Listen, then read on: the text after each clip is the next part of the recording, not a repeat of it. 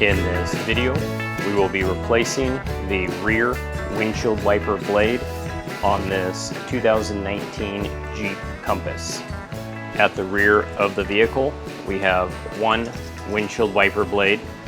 Taking a look at the windshield wiper arm, we want to slightly pry away the back bracket so that we can pivot that back.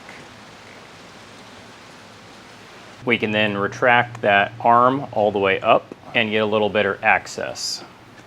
The next step is to very gently rotate the wiper blade all the way back until it pops out of the retaining clip. And then we can work that off of the windshield wiper arm. And I always like to compare my new component with my old component just to make sure they look the same. This one looks great.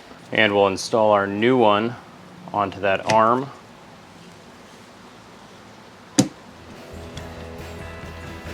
Remove our protective plastic